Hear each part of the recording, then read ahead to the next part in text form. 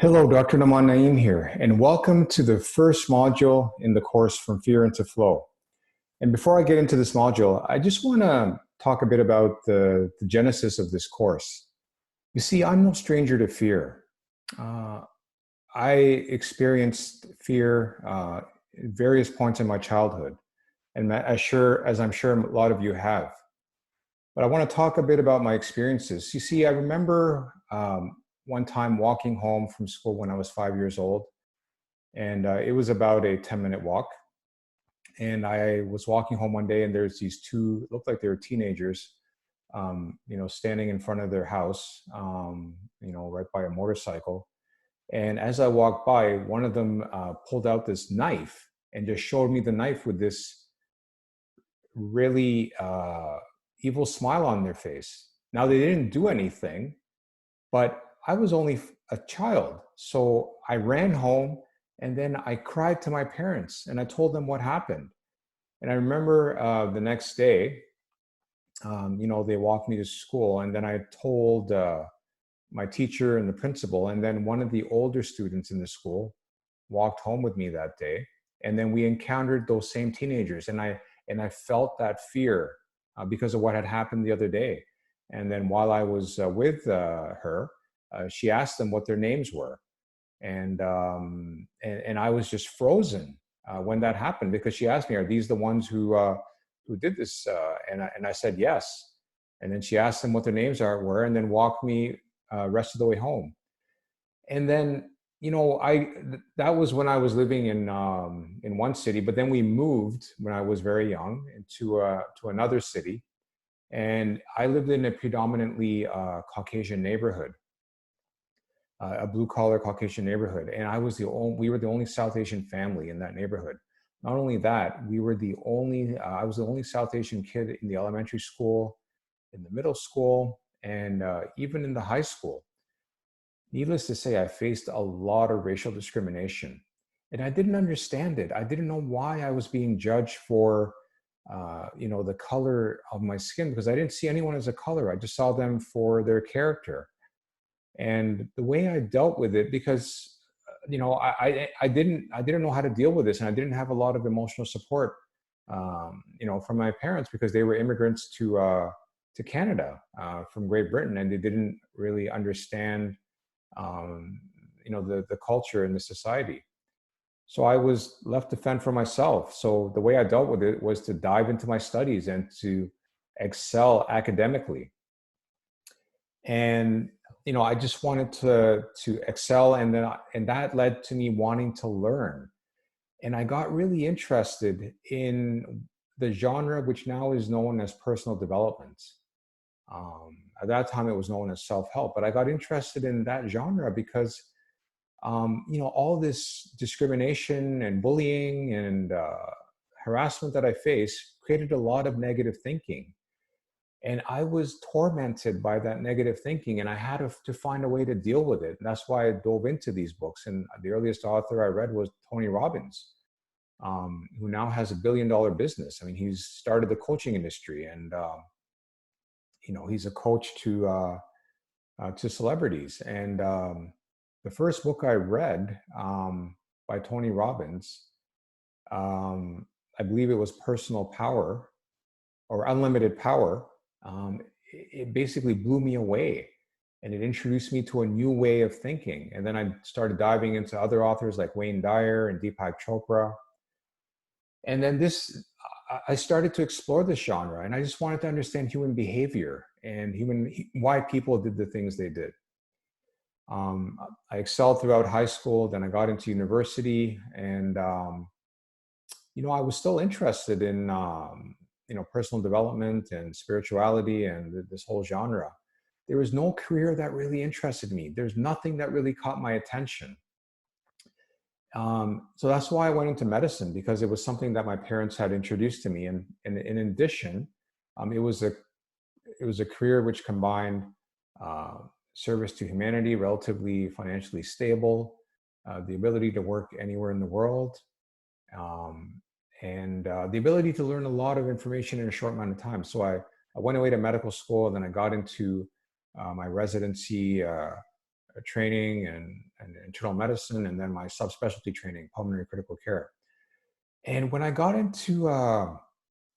into practice, I noticed that people don't heal. People get stuck in the paradigm of chronic disease. Not only that, I noticed a lot of fear amongst my patients, fear of being diagnosed, fear of having symptoms, fear of getting sick, ending up in the hospital. So I really dived deep into consciousness and metaphysics and the psychology of healing, and that led to the writing of my book, Healing from the Inside Out. And this is when I discovered the whole concept of flow and the whole concept of being in synchronicity and harmony, both within yourself and the world around you. And this is what I'm going to be teaching you in this course, is how to get from fear into flow. So I'm going to go ahead and share my screen. And we're going to start with the slides. So the course is From Fear to Flow, and the first module is called Resetting Your Mind. So let's talk about fear. Fear is very prevalent in our society. I talked about in the realm of healthcare. I mean, patients have fear around getting a diagnosis, around their symptoms, getting sick, getting hospitalized. People have fear in their relationships, about upsetting their partner, about whether their relationship will last, or and then people who are single have fear of loneliness, and there's fear around career, around finances, and fear has become more prevalent now because of the current pandemic. The pandemic has increased our fear, but we need to put fear in a context, right? So when I look at fear, I look at it as two types of fear. There's actual fear. Now, actual fear means that there's actual real threat or danger to your life. An example is you're in the jungle and then you confront a jaguar. And there's a real danger that, a wild cat like a jaguar could kill you. So actual fear is a true danger to your life. And this is a type of fear that has served our ancient ancestors when, they had to forage and hunt and evade predators and other enemies, out there in the wild. So that's actual fear. Now, in our modern society, we don't face a lot of those threats. A lot of us, especially in the Western world, live relatively comfortable lives. Our needs are provided for. So that part of our mind that is involved in survival is our ego, and our ego needs something to do. So the other kind of fear is psychological fear, and this is actual made-up fear. There is no danger to you, and examples are a social situation. There's no danger to you in a social situation, but the ego creates that psychological fear to protect you from rejection. Another example could be, asking for a raise at work or confronting your boss. There's no real danger there. But the ego creates that fear. And psychological fear is rooted in thought, right? So let's talk a bit about thinking and thought. We must transcend our thoughts. Now, it is estimated that we have at least 50,000 thoughts a day. 80% of these are negative thoughts, and these negative thoughts are the source of our psychological fear. I'm sure this looks familiar to a lot of you.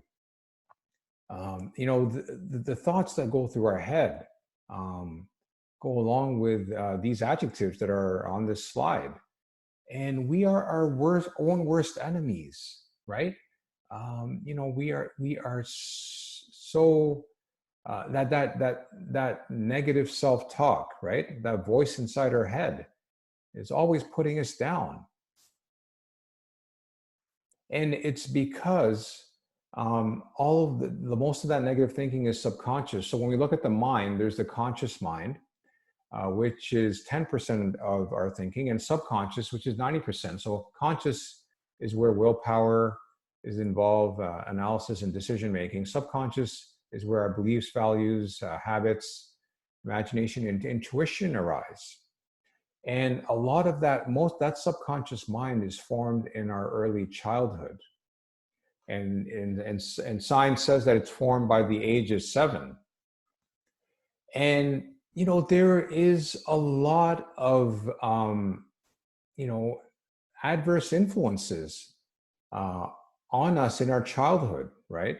We are always being, reprimanded, for doing what we're not supposed to do. But beyond that, there's other sources of conditioning that can lead to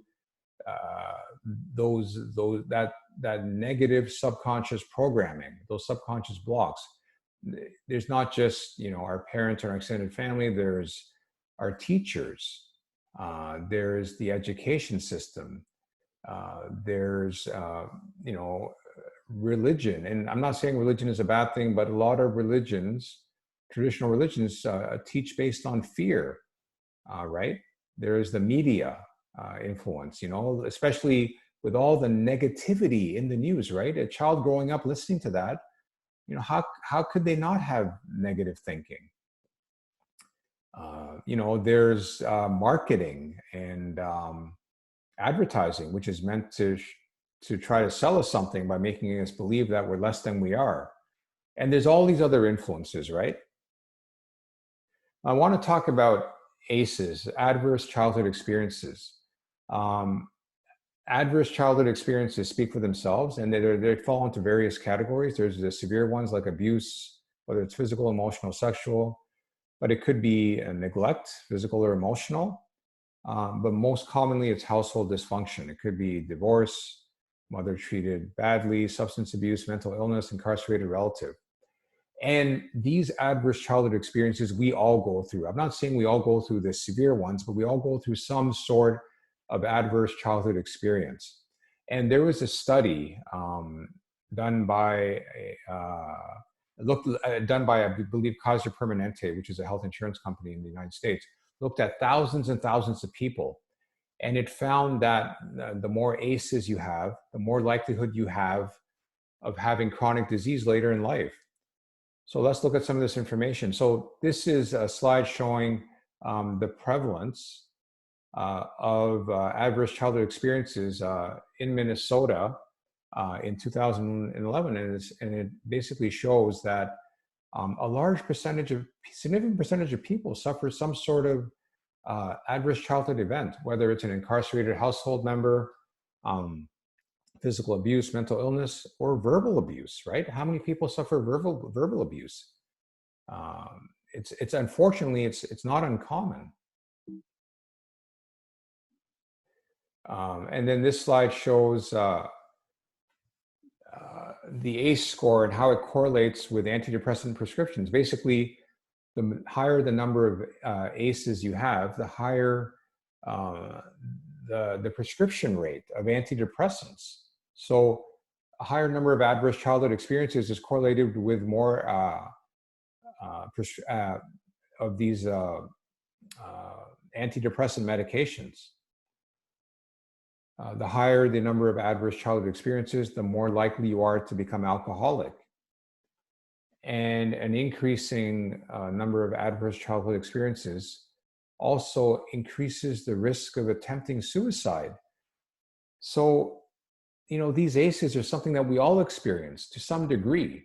So it's no wonder that we have, this negative thinking leading to psychological fear.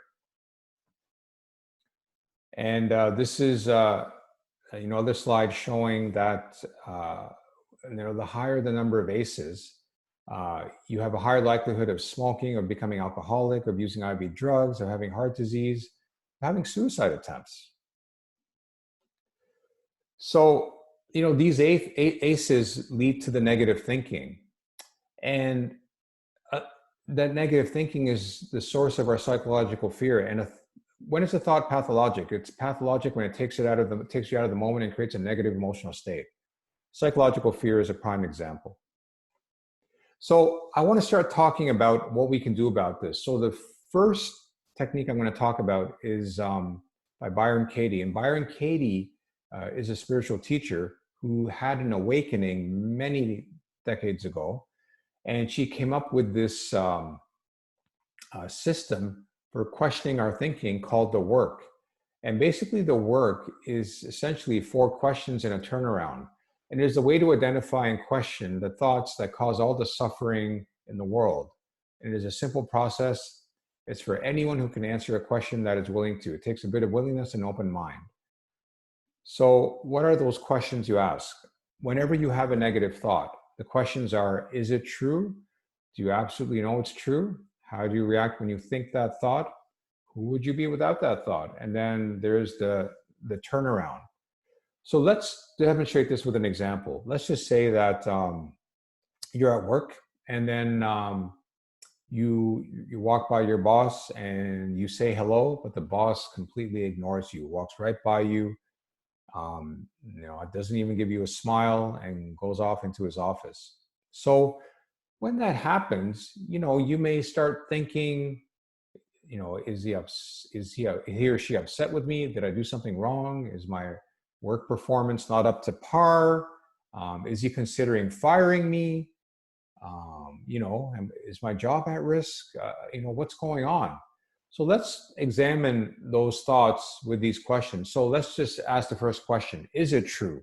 Is it true if your boss has ignored you on one occasion that, boss is upset with you, does not like your performance, is going to fire you? Well, it's possible that it is true because you don't know. You don't know what your boss is thinking, right? The next question, do you absolutely know it's true? The answer to this is no. You don't know it's true, right? Because your boss could be preoccupied with something else. He could have something on his mind. He could have a personal issue from home. He could be worried about the quarter profit, about new products that he or she wants to launch, or a service, or a complaint from a customer. There could be any number of things that's going through your boss's mind. It doesn't necessarily have to do with you. So do you absolutely know it's true? No, you don't. So how do you react when you think that thought? How do you react when you think that my boss is upset with me and does not like my performance? Well, you get upset, you have fear, start feeling stress, anxiety, and all those negative thoughts permeate your mind. So who would you be without that thought? Well, without that thought, you would be peaceful, serene, you would be productive, you'd be able to go about your work without a care, and actually probably be productive and successful at your job. So then you turn that thought around. So instead of saying my boss is upset with me because of my performance at work, he's not happy with me, he or she's not happy with me, he or she's going to fire me, turn that thought around. You say, my boss is likely preoccupied with something else that's going on, either in his or her personal life or in the business itself, in the workplace itself, whether it has to do with a product, a service, a customer complaint,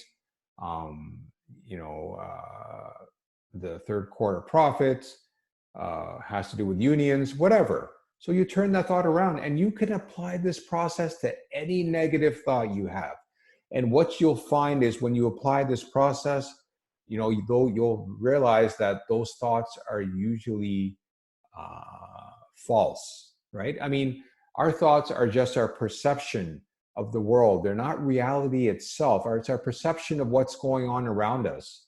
And we need to question every single thought that we have, right? Because that negative thinking, is the source of our psychological fear. So let's talk about the power of belief. There is incredible power in your beliefs, right? Belief determines your outcome in life.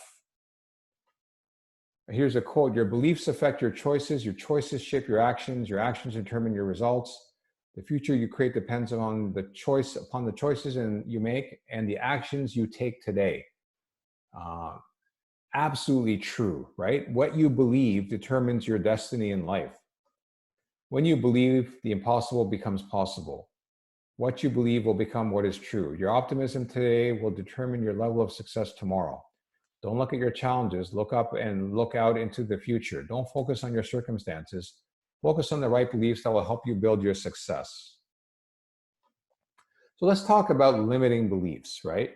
So a limiting belief is any belief that keeps you from achieving your highest potential. So I've demonstrated here on this slide by this anchor, which is a limiting belief, keeping the balloon from reaching its highest potential, like those other balloons that are higher up in the atmosphere.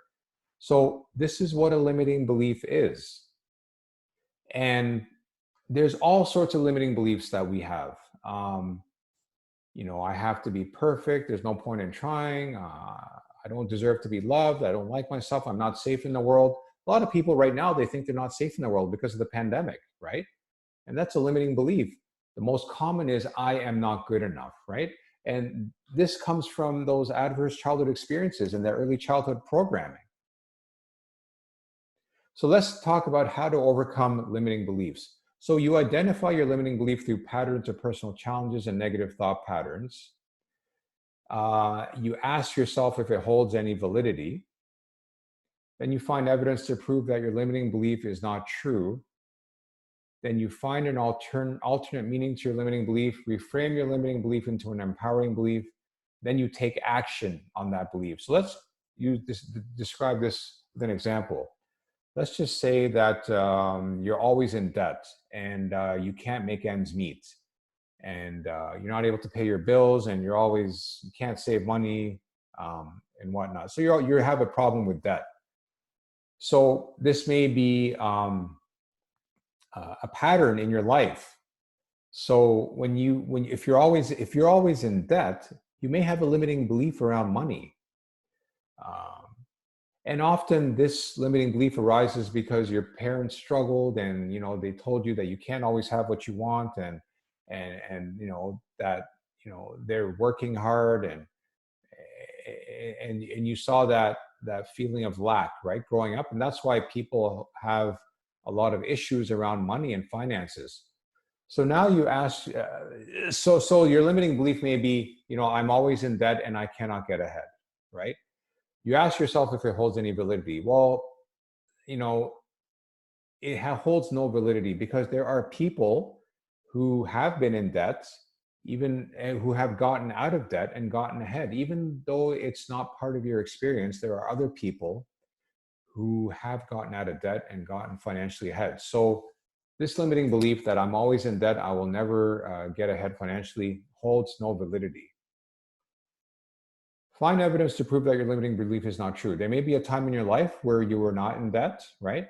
Or you can look at other people's lives and say that, well, people who have gotten out of debt, and there's lots of examples out there. All you have to do is do an internet search. And you can find people probably that have gotten out of debt and gotten ahead.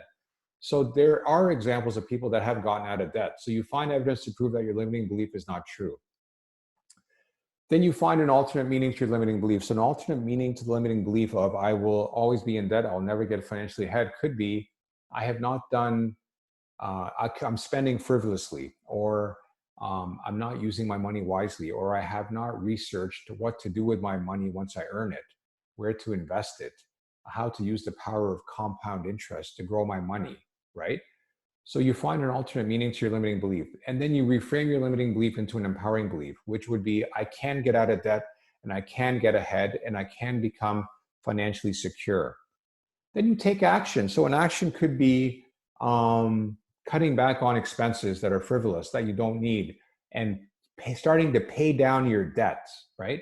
That could be an action. An action could be researching about investments, finding an investment advisor and getting some advice about how to grow your money, right? So let's see. You can get beyond your limiting beliefs. This is the point of this exercise here, that you can get beyond your limiting beliefs. And your limiting beliefs are rooted in that negative thinking and that subconscious programming. So I'm going to stop the screen share.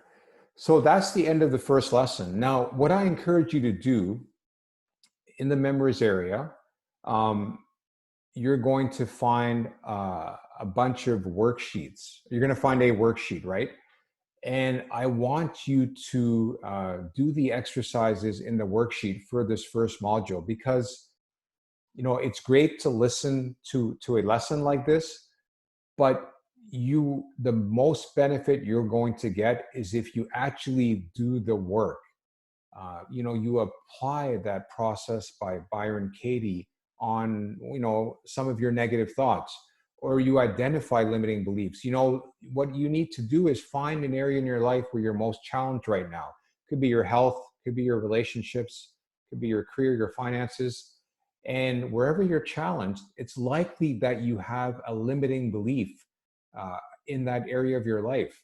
And write down all the different limiting beliefs you have. And you don't have to overwhelm yourself. Just pick a couple of them and go through that process of removing those limiting beliefs and changing them into empowering beliefs and taking action. You have to do those exercises. You have to go through those worksheets because that is what will embody this lesson and get you moving out of fear and into flow. Okay. So, thank you for listening to me. And the next lesson is going to be coming up shortly. So I will see you in the next lesson.